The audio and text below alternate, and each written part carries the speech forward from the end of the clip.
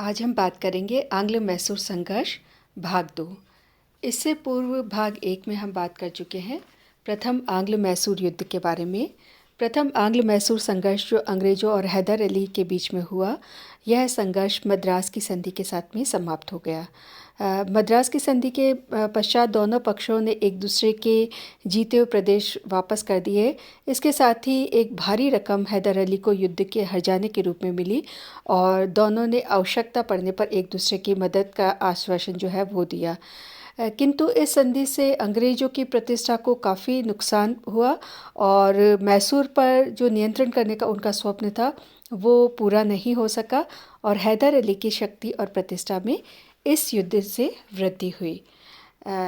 इसके पश्चात द्वितीय आंग्ल मैसूर संघर्ष की शुरुआत होती है और जैसा कि हम जानते हैं कि प्रथम मैसूर संघर्ष जिस मद्रास संधि के साथ समाप्त हुआ था वह अंग्रेज़ों के पक्ष में नहीं थी। कुछ समय के लिए तो यह युद्ध थम गया किंतु पूरी तरीके से समाप्त नहीं हुआ और दोनों पक्षों के बीच में संघर्ष फिर से 1780 में शुरू हो गया। इसके लिए जो उत्तरदायी कारण थे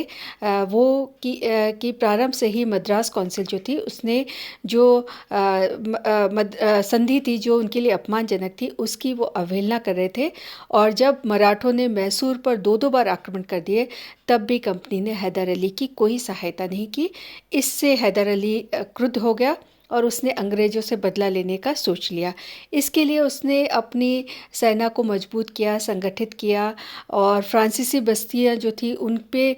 उसने अपने प्रभाव क्षेत्र अपना प्रभाव बनाया और साथ ही साथ में फ्रांसीसियों की मदद से उसने अपनी सेना को अपने और अच्छा मजबूत बनाने का प्रयास किया। और इसी बीच हैदर अली जो है उसने बिना समय गंवाए अंग्रेज़ों को सबक सिखाने का फ़ैसला लिया और निज़ाम और मराठों को अपने पक्ष में कर लिया और कर्नाटक पर आक्रमण कर दिया। नवंबर 1780 में अरकाट को जीत लिया और अंग्रेजी सेना के कप्तान जो हेक्टर मुंडो और कर्नल वैली जो है उनको यहाँ से मद्रास भाग जाना पड़ा। तो इस प्रकार से हैदर अली ने अपनी स्थिति को और अधिक मजबूत किया और इस अपमानजनक पराजय की खबर जब कलकत्ता पहुंची, यहाँ पर हम बात कर रहे हैं मैसूर की और मैसूर के पास में जैसा कि हमने पूर्व में भी बात की कि यहाँ पर मद्रास काउंसिल का जो है वो दक्षिण के मामलों को मद्रास काउंसिल जो है वो उसको देखती थी और कलकत्ता काउंसिल जो कि 1773 के रेगुलेटिंग एक्ट के द्वारा सर्वोपरि बना दी गई थी। और ये खबर जब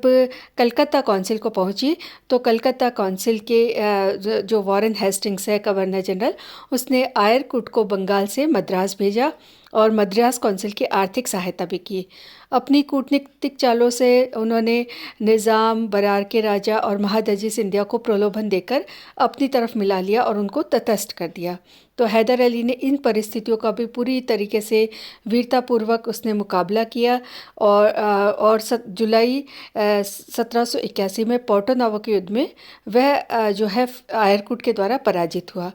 किंतु फिर भी अपनी पराजय से हतोत्साहित हुए बिना वह अपनी मृत्यु तक हैदर अली की मृत्यु दिसंबर 1782 में होती है और तब तक वह अनवरत रूप से संघर्ष करता रहा और उसकी मृत्यु के पश्चात उसका पुत्र टीपू सुल्तान जो उसकी जगह गद्दी पर बैठा, उसने अपने पिता के कार्यों को आगे बढ़ाया, युद्ध को जारी किया और अंग्रेज़ों को परास्त भी किया और दोनों पक्षों में किसी प्रकार का कोई निर्णायक विजय नहीं होने पर 7 मार्च 1784 को मंगलोर की संधि के साथ में यह युद्ध समाप्त हो गया। यहाँ पर हम बात कर रहे हैं कि हैदर अली द्वितीय युद्ध जो है उसी के दौरान हैदर अली की मृत्यु हो जाती है और हैदर अली के पश्चात उसका पुत्र टीपू सुल्तान मैसूर की गद्दी पर बैठता है। मार्च 1784 में टीपू और कंपनी के बीच जो मंगलोर की संधि होती है, इसकी शर्तें वॉरेन हेस्टिंग्स को बहुत ज़्यादा मतलब पसंद नहीं थी क्योंकि अंग्रेज़ों के फेवर में संधि नहीं थी और किंतु फिर भी युद्ध जो था वो समाप्त हो गया और शीघ्र ही अगले युद्ध की स्थितियाँ जो थी वो दिखाई देने लगती है। तृतीय आंग्ल मैसूर संघर्ष जो है वह 1790 में प्रारंभ होता है। मंगलोर की संधि जो कंपनी और टीपू सुल्तान के बीच में उसने एक झूठी शांति एक तरीके से कायम कर दी थी और दोनों ही पक्ष इस बात को भली भांति समझते थे कि उनमें पुनः संघर्ष होना अनिवार्य है या आवश्यक है। टीपू इस बात को अच्छी तरह से जानता था कि मौका मिलते ही अंग्रेज उस पर पुनः आक्रमण करेंगे, इसलिए वह उनके भरोसे नहीं बैठा रहा और अपनी आंतरिक स्थिति को मजबूत बनाने के लिए उसने अंग्रेज़ों के शत्रु फ्रांसीसियों को अपने पक्ष में करने का फैसला किया और जुलाई 1787 में उसने अपना एक राजदूत फ्रांस भेजा, जिसने मित्रता और सहायता का आश्वासन दिया। कुस्तुनतुनिया के सुल्तान से भी उसने मदद का आश्वासन मिला और उसने निज़ाम पर आक्रमण करके गुंटूर का प्रदेश भी जीत लिया। इन कार्यों से अंग्रेज आशंकित हो उठे और अंग्रेज़ों को लगा कि टीपू के साथ में अब उनका संघर्ष होगा। इस समय कॉर्नवालिस गवर्नर जनरल बनकर आता है और जैसा कि हम पूर्व में बात कर चुके हैं, वॉरेन हेस्टिंग्स जब गवर्नर जनरल बनकर आया तो 1773 में रेगुलेटिंग एक्ट पारित हुआ और इस रेगुलेटिंग एक्ट के द्वारा जो बंगाल की काउंसिल थी, बंगाल के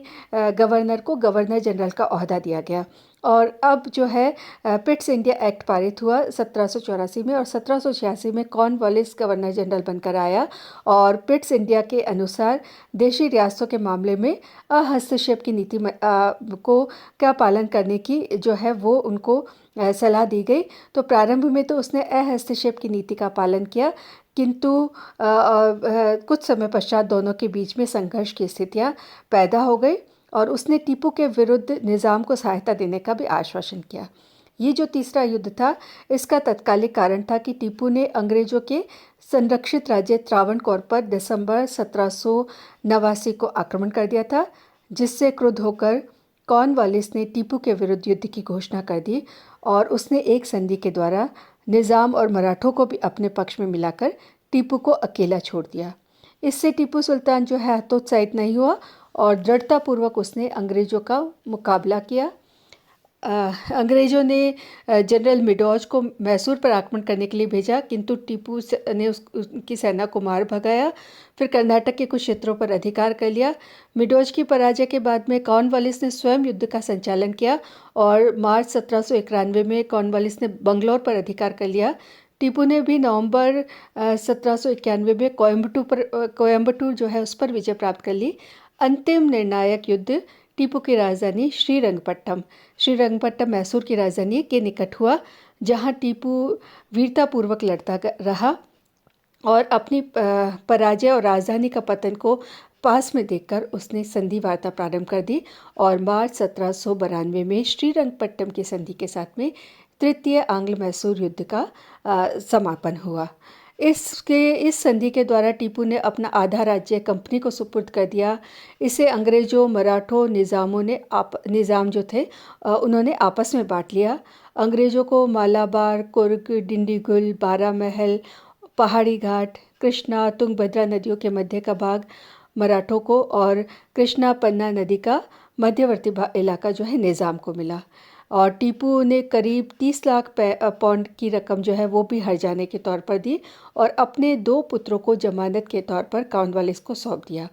इस संधि ने जहां एक और अंग्रेज़ों की शक्ति और प्रतिष्ठा में वृद्धि की, वहीं टीपू की शक्ति पर अंकुश लगा दिया और इस प्रकार से तृतीय आंग्ल मैसूर संघर्ष ने दक्षिण में टीपू की शक्ति को नष्ट कर वहां अंग्रेज़ों की सर्वोच्चता को स्थापित किया। यहाँ पर हम देखते हैं कि टीपू सुल्तान की स्थिति जो है पूरी तरीके से एक तरीके से बहुत